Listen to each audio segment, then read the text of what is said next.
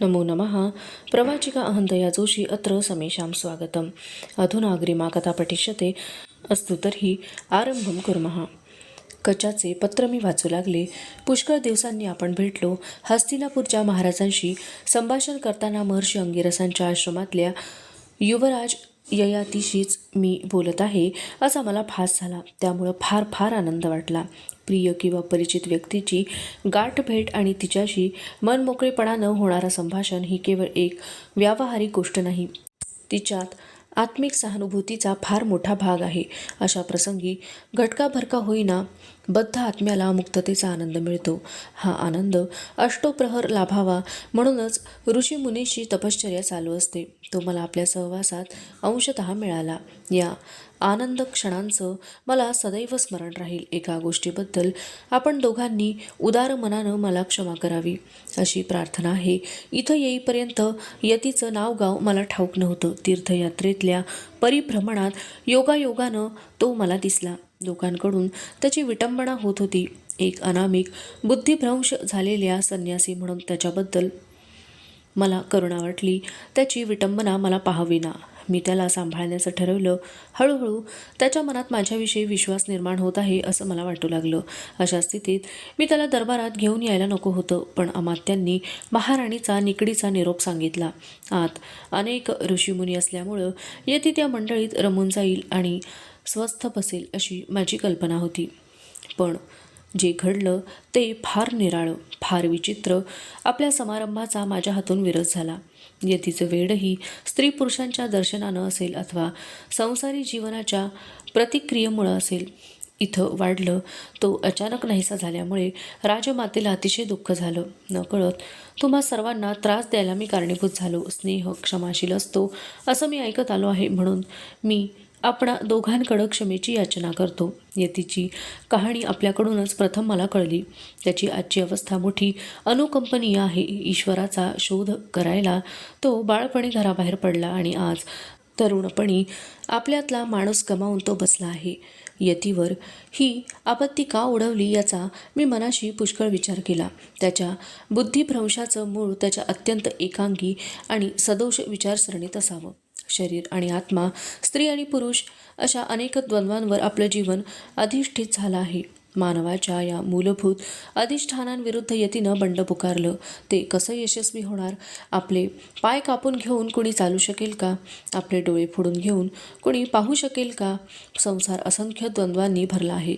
संन्याशाला निर्द्वंद्व अवस्थेत ब्रह्मानंदाची प्रचिती येते हे खरं. ती यावी म्हणूनच त्याची सारी धडपड सुरू असते. तो अनेक यमनियमांचा आश्रय करतो. तो तेवढ्यासाठीच, पण तो आश्रय करताना सुद्धा त्याला जीवनातलं प्रत्येक द्वंद्व मान्य करावं लागतं.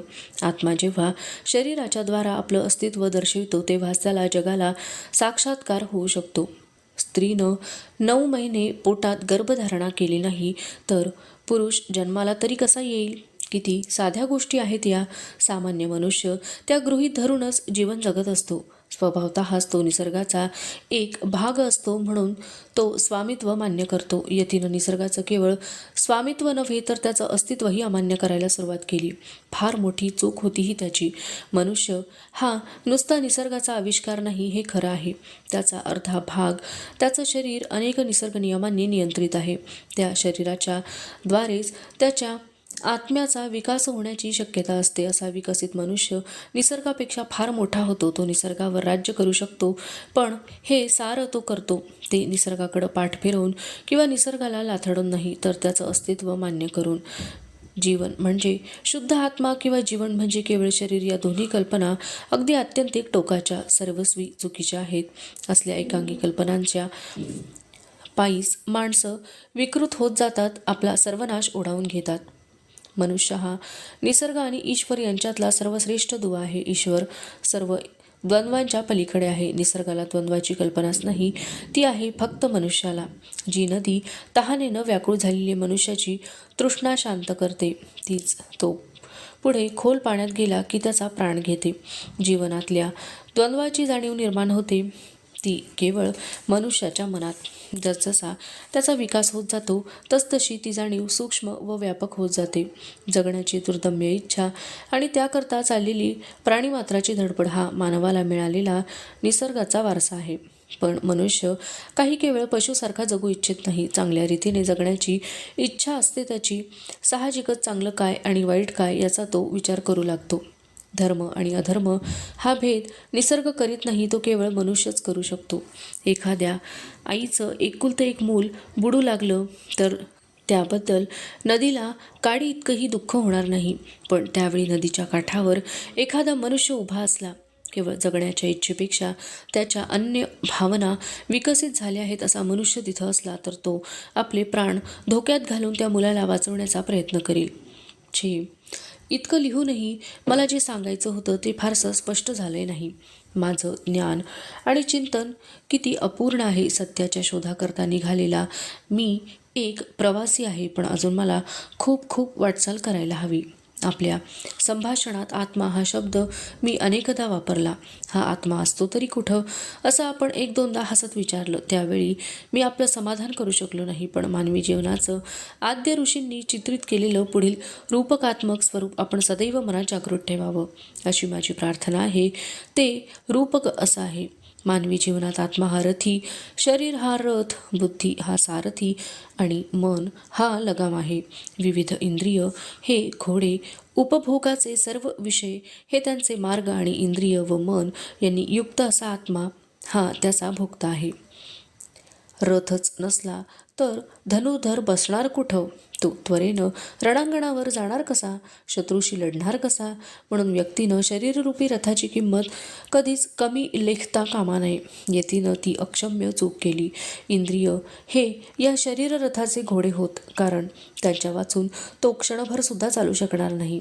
रथाला नुसते घोडे जुंपले तर ते सैरावैरा उधळून रथ केव्हा कुठल्या खोल दरीत जाऊन पडेल आणि त्याचा चक्काचूर होईल याचा नेम नाही. म्हणून इंद्रियरूपी घोड्यांना मनाच्या लगामाचं बंधन सतत हवं, पण हा लगाम देखील सदैव सारथ्याच्या हातात असायला हवा, नाहीतर तो असून नसून सारखाच. म्हणून मनावर बुद्धीचं नियंत्रण हवं.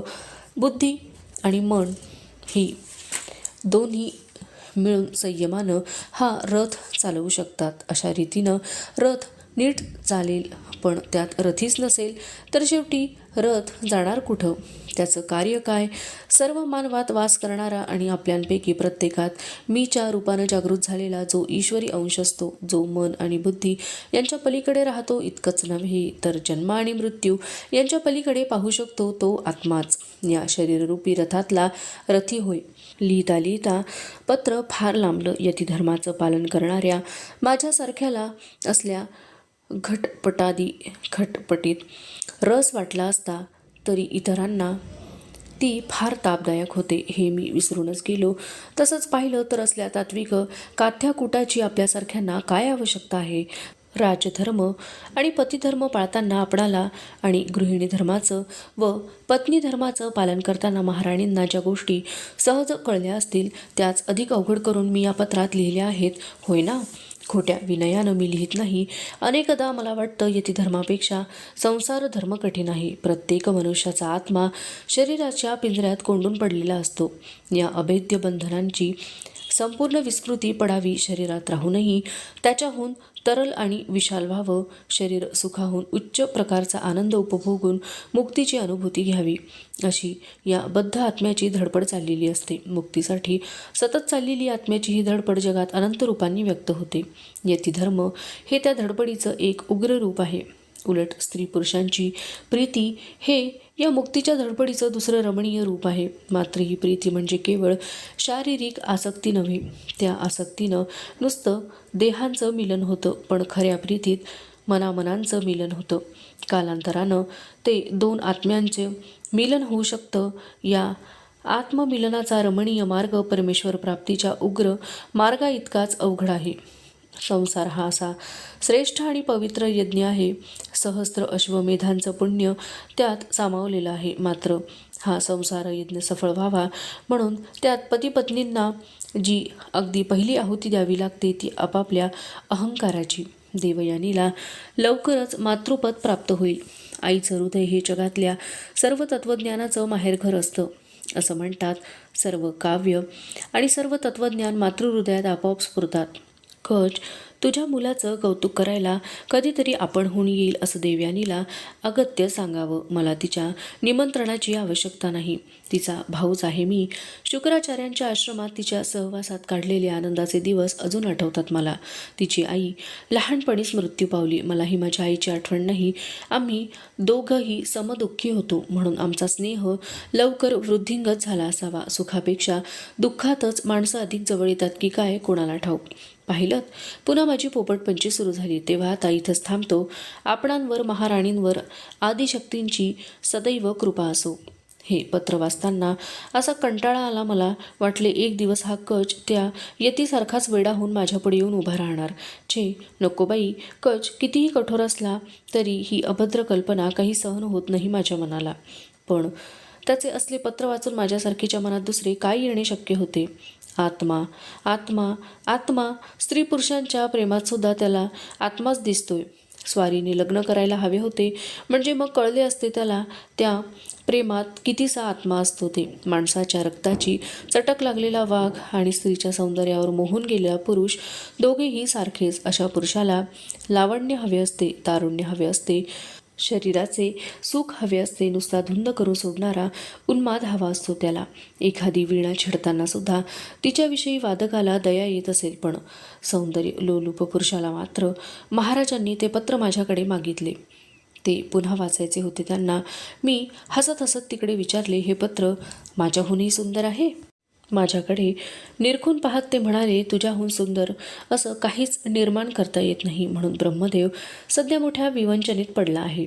असं काही तोंड टेकलं बोललं म्हणजे झालं. मी लाजून उद्गारले.